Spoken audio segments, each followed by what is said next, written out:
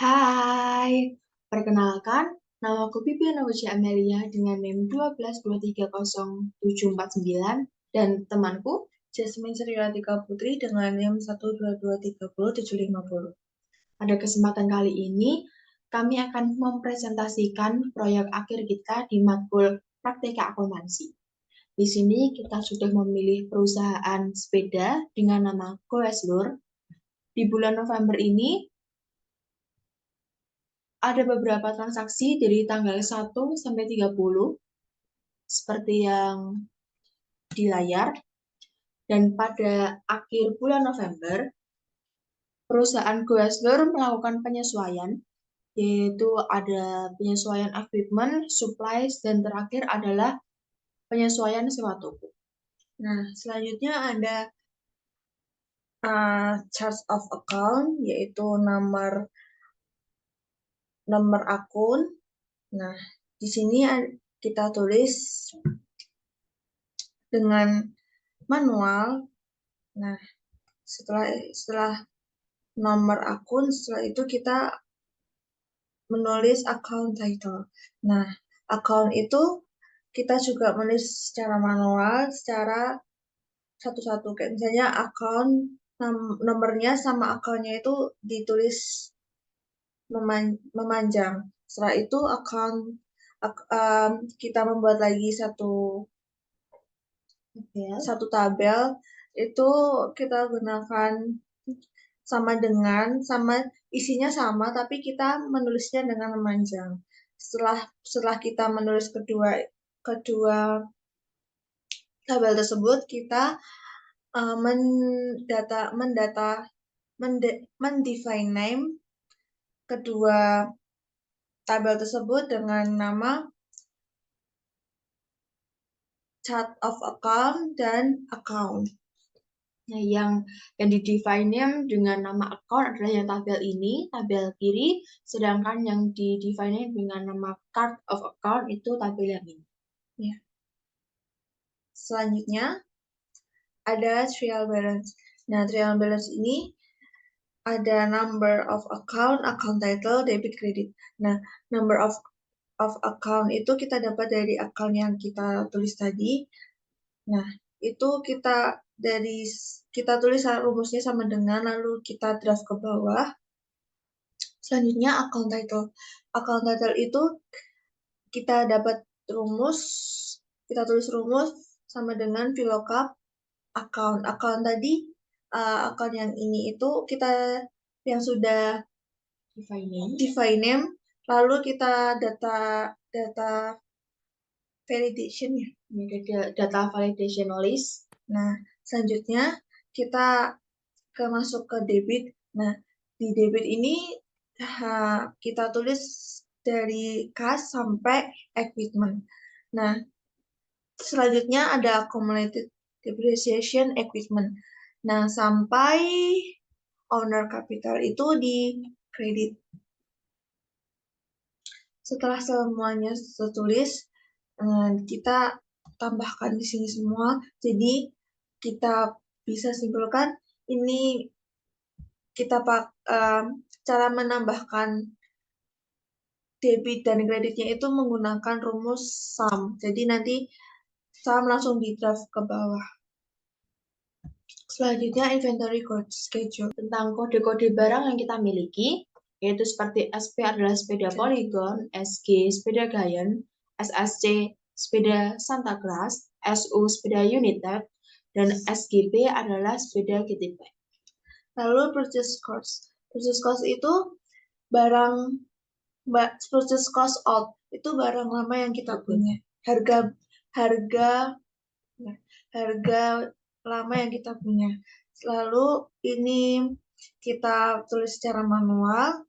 Dan purchase cost new. Purchase cost new itu harga baru kita. Nah, kenapa bisa sama? Ya, sama itu kita langsung tulis sama dengan, lalu di draft. Dan tambahan lagi bahwa di harga lama dan harga baru ini kita tidak ada perubahan, jadi kita menggunakan rumus sama dengan. Average cost. Average cost itu kita dapat dari K6 ditambah L6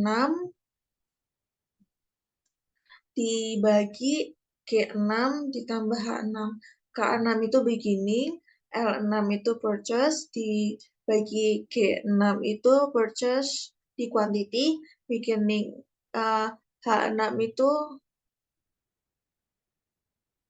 purchase di, maksud saya beginning, G6 itu beginning, ditambah purchase itu H6. Sehingga dapat segini. Terus sales cost. Sales cost itu rumusnya 150% dikali E6. Kenapa 150%? Itu kita kita menginginkan perusahaan kita mendapatkan keuntungan 150%, maka dari itu kita menulis 150% sebagai keuntungan kita. Nah, E6 itu kita dapat kita kali, jadi untung kita kali dengan average cost. Selanjutnya, quantity beginning. Quantity beginning itu kita tulis secara manual. Purchase itu kita dapat dari sama dengan sum if s. Lalu sales itu kita dapat dari sum if s. Lalu ending kita dapat dari G6 ditambah H6 dikurangi I6, yaitu G6 itu beginning ditambah purchase dikurang sales, sehingga mendapatkan harga ini. Beginning itu didapat dari C6 dikali G6. C6 itu purchase cost dikali G6 itu beginning, sehingga mendapatkan harga purchase di dalam rupiah. Itu kita ambil dari D6 dikali H6. D6 itu purchase cost dikali purchase di dalam quantity, sehingga mendapatkan harga 8.400.000. Sales di dalam rupiah. Kita dapat dari F6. F6 itu sales cost dikali I6, yaitu I6-nya itu sales dikali sales cost. Setelah itu ending. Ending itu kita dapat dari E6 dikali C6. E6 itu average cost dikali ending. Jadi setelah inventory schedule ini telah diselesaikan, maka kita membuat inventory kode atau bisa inventory kode dulu yang dikerjakan, yaitu berisi tentang kode-kode dari barang yang kita miliki. Dan setelah ini semua selesai, kita mendefine name ini dengan nama inventory code. Selanjutnya generational. Generational itu ada data ya, explanation, inventory, quantity, debit, credit di dalam ref, account, title, dan balance. Di debit kode itu kita ambil dari data list yang kita sudah define name, dan quantity itu kita tulis secara manual. Ref kita sama seperti inventory kode, tapi data listnya itu kita tulis chart of account. Terus account title itu kita mendapatkan rumus IF VLOOKUP accounts. Account-nya itu tadi kita udah data define name, lalu kita tulis di sini. Lalu balance. Nah, selanjutnya balance itu kita dapat rumus IF inventory. Selanjutnya ref. Ref itu kita sama seperti ini, kita masukkan data list cut of account. Account title itu kita tuliskan rumus if VLOOKUP account. Selanjutnya balance. Balance itu kita sama seperti yang di debit, seperti sama dengan if inventory. Nah, diketahui bahwa dalam pembelian kendaraan, pembelian peralatan, dan pelunasan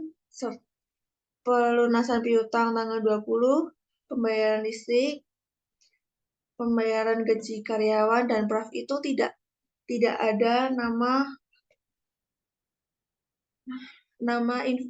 inventory kode. Nah, maka dari itu di sini kita tidak menggunakan kita menuliskannya secara manual. Nah, di sini juga langsung kita tulis sama dengan nanti di copy ke sini seperti itu. Sehingga menggunakan sum. Jadi debit sama kreditnya harus sama. Terus adjusting entries. Nah, di dalam adjusting entries itu ada data, explanation, ref credit. Di dalam tanggal itu kita tulis secara manual dan explanation itu kita tulis manual.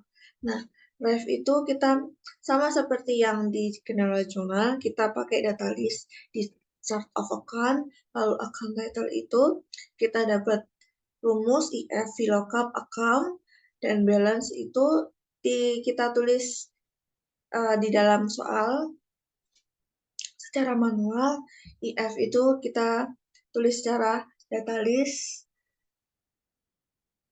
account title itu kita dapat rumus if VLOOKUP account. Setelah itu balance kita mendapatkan rumus sama dengan balance. Perlu diketahui di sini ada sedikit berbeda karena di sini kan terdapat 3 juta dikurang 350. Nah, 3 juta itu terdapat dari saldo awal kita dikurangi penyusutan yang sudah kita lakukan. Sehingga mendapatkan hasil 2.625. Nah, ini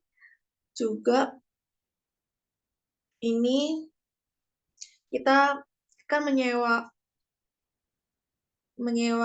gedung dengan harga 24 juta ya. 24 juta. Nah, 1 tahunnya kan 12 bulan. Nah, sehingga kita bagi 24 juta dibagi 12 lalu dikali 3. Nah, dikali 3 ini kenapa dikali 3? Karena kita sudah menikmati sewa tersebut.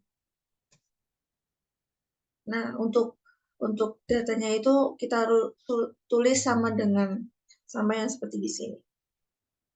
Selanjutnya akan dilanjut ke Amel. Oke, selanjutnya adalah general ledger, yaitu dengan kode akun 111, yaitu kas. Dengan beginning balance, saldo awal 180 juta. Saldo awal ini didapatkan dengan rumus if VLOOKUP trial balance, yaitu dari trial balance tadi yang kita buat. Yaitu dari ini saldo awal kita. Dan selanjutnya adalah di date, di tanggal, kita menggunakan rumus if $A$4 general journal. Untuk explanation, kita menggunakan rumus yang sama. Di debit, kita juga menggunakan rumus yang sama, yaitu if $A$4 general journal. Di kredit juga sama. Dan di balance, ini ada perbedaan rumus, yaitu menggunakan if $A$4 dan terdapat penjumlahan, yaitu E4, saldo awal, dengan C6, debit, dikurangi dengan D6 yang ada di kredit. Kenapa ditambah debit dan dikurangi kredit? Karena untuk kas itu saldo awal ada di debit. Jadi jika ada di debit saldo awal, maka jika ada pemasukan, maka kita menambahnya. Dan sedangkan jika ada pengeluaran kas, pengeluaran uang, maka kita akan mengurangi dari saldo awal kita. Nah, semua ini rumus didrag sampai bawah. Nah, berbeda juga di adjusting entries. Di adjusting entries kas ini di tanggal, kita menggunakan rumus if $A, $4, adjusting, dan di explanation menggunakan rumus yang sama. Di debit dan kredit ini juga ada perbedaan, yaitu menggunakan rumus if as $A, $4, adjusting. Di balance ini sama, tetap di drag sampai bawah dan menghasilkan 271.600.000.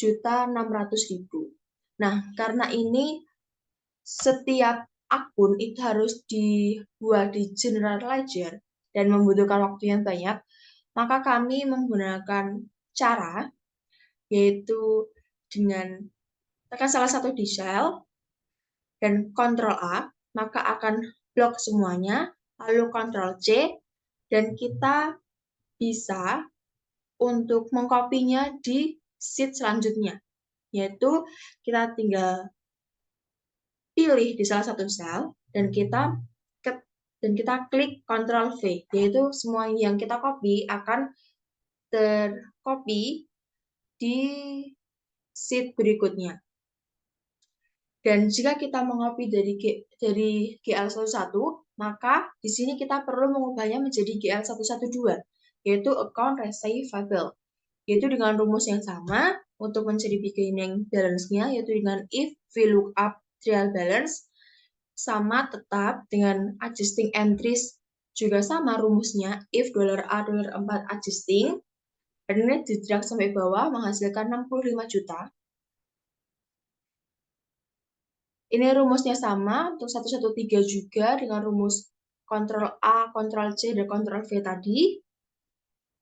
Nah, di sini perbedaannya adalah di adjusting entries. Di adjusting entries ini untuk supplies itu ada penyusutan. Di adjusting entries ada penyusutan di akhir bulan. Maka dari itu, di sini ada transaksinya. Dan karena saldo awalnya di debit, maka jika ada transaksi yang nominalnya ada di kredit, maka saldo awal itu dikurangi dengan kredit. Oleh karena itu 3 juta dikurangi 2.625.000 hasilnya adalah 375.000. Selanjutnya 114 sama rumusnya dengan Ctrl A, Ctrl C, dan Ctrl V tadi. Selanjutnya yang berbeda adalah di GL117, yaitu beginning balance ada di kredit. Bisa kita lihat di trial balance bahwa 117 itu beginning balance-nya ada di kredit sampai di owner's capital. Nah, perbedaannya apa dengan kas dan yang lainnya tadi? Yaitu di sini, jika kita menggunakan rumus, maka if VLOOKUP trial balance, dan ini adalah 4, yaitu dari kolom keempat.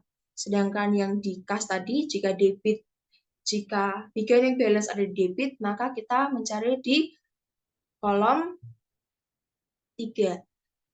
Apa sih perbedaannya? Yaitu di sini, yaitu di debit dan kredit. Begitu, dan ada perbedaannya juga di balance, yaitu yang tadi jika di beginning balance ada debit, maka E4 ditambah C6 dikurangi D6, tapi jika beginning balance ada di kredit, maka E4 ditambah D4 dikurangi C6. Itu adalah perbedaannya. Lalu ini ada adjusting entries, rumusnya tetap sama. D11 rumusnya juga sama. Ini karena di beginning balance-nya ada di kredit, maka menggunakan kolom keempat. 311 juga sama, 312 juga sama, menggunakan rumus dan cara yang sama, GL411 juga sama, GL412 juga sama, tapi ini karena tidak ada beginning balance, jadi dikosongkan, tapi tetap menggunakan rumus. Ini menggunakan rumus, dan semuanya menggunakan rumus, walaupun beginning balance dan kosong dan tidak ada transaksinya. Semuanya sama.